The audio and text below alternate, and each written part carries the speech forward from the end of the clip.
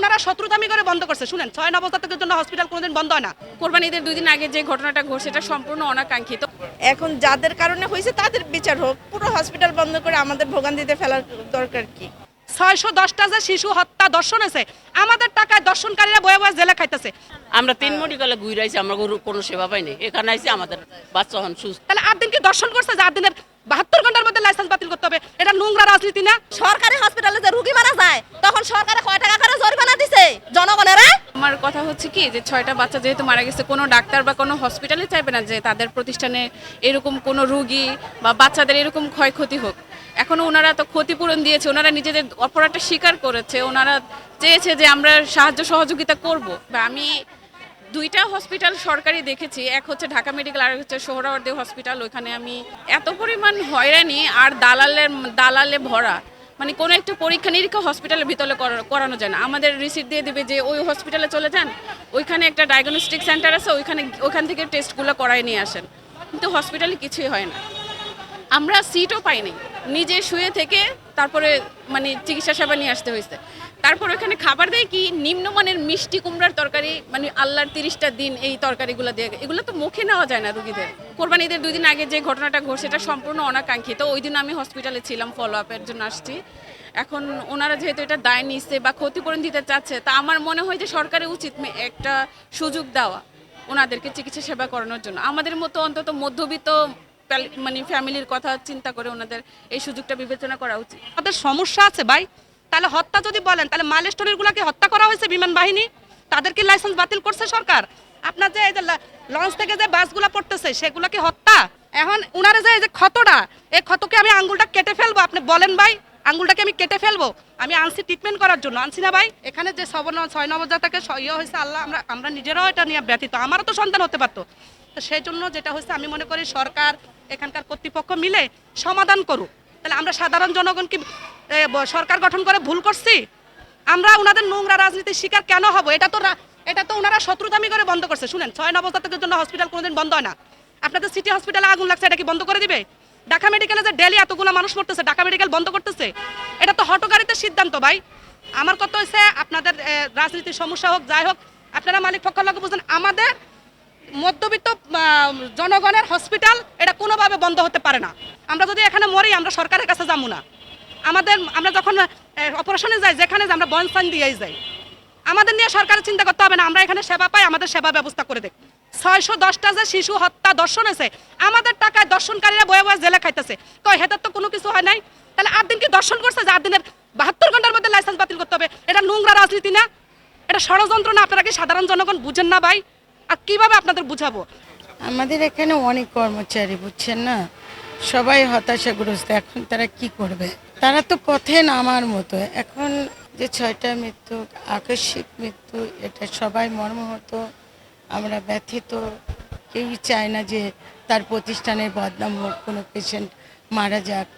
এটা আকস্মিকই ঘটে গেছে, সেজন্য সবাই ব্যথিত।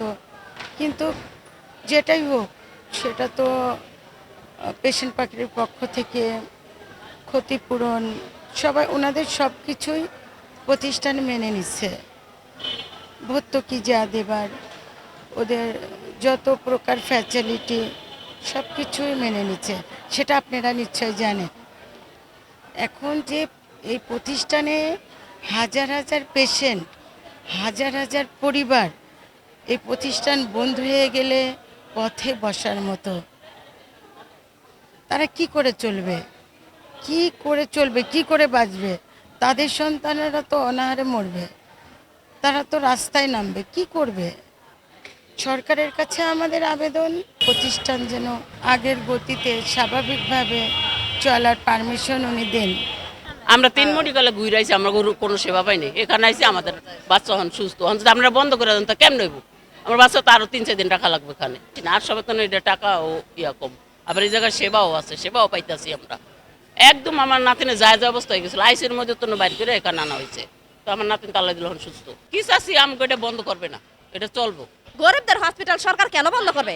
আমরা জনগণ সরকারকে পাশ করাইছি ভোট দিয়ে, যাতে জনগণের জন্য সেবা করার জন্য, ভালো কিছু করার জন্য। এখন এরকম একটা হসপিটাল বন্ধ করে দেবে, তা তো ঠিক না। হুট করে একটা সিদ্ধান্ত নেওয়া যায় না। যে যেরকম শাস্তি অপরাধ করবে ওইরকম শাস্তি দেবে। যে অপরাধ করছে তাকে শাস্তি দেবে। হসপিটাল তো অপরাধ করে নাই, হসপিটাল মালিক তো কাউরে শিখায় দেয় না কিছু। সরকারি হসপিটালগুলোর ভিতরে কি রোগী মারা যায় না? ছোট বড় সব রোগী মারা যায়। কোন হসপিটালে রোগী মারা না যায়? সব হসপিটালে যেরকম সেবা আছে তেমন আবার লোকও মারা যায়, রোগীও মারা যায়। সরকারি হসপিটালে যে রোগী মারা যায় তখন সরকারে কয় টাকা করে জরিমানা দিছে জনগণেরা?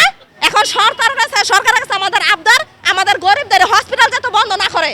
আমাদের এখন সরকার কোথায় নিবে, কি করবে? আমাদের রোগী মরমত অবস্থা আছে।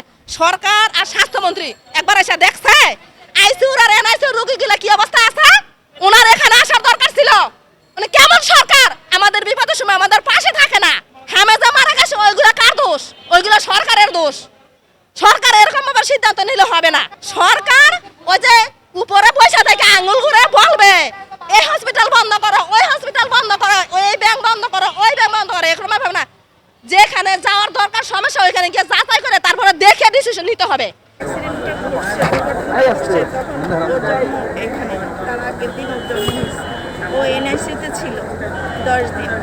তো এনআইসি যে ডাক্তার ওকে ট্রিটমেন্ট করছে সেই ডাক্তারের কাছেই আসছিলাম ট্রিটমেন্ট নেওয়ার জন্য, কিন্তু এই সরকারের গাফিলতির কারণে নিতে পারলাম না। সমস্যা, সব রকমের সমস্যা হচ্ছে। আমি আজকে 18 বছর যাবত এই হসপিটালে সেবা নিচ্ছি, আলহামদুলিল্লাহ ভালো। এখন সবসময় কি ভালো খারাপ মিলেই তো হয়। এখন যাদের কারণে হয়েছে তাদের বিচার হোক, পুরো হসপিটাল বন্ধ করে আমাদের ভোগান্তিতে ফেলার দরকার কি? অন্য কোথায় আছে ভালো সেবা বলেন? একটা জায়গা বলেন যেখানে নেওয়ার মতো আমরা এরকম সেবা পাবো, একটা জায়গা বলেন। আপনার এই যে মেডিকেল বলতেছেন, এই ঢাকা মেডিকেলে এনআরসির জন্য কয়টা বাচ্চা মারা গেছে? কিছুদিন আগেও গেছে, যে যখন আমার বাচ্চা এনআরসিতে ভর্তি ছিল তখনও দেখছি একটা বাচ্চা মারা গেছে। সরকার তো ইচ্ছা করে করছে, এটার উপর কোনো প্রতিহিংসা ছিল, কোনো কারণে করছে, তার কোনো স্বার্থ আছে তাই করছে। এটা ওই 6টা বাচ্চার জন্য করে নাই।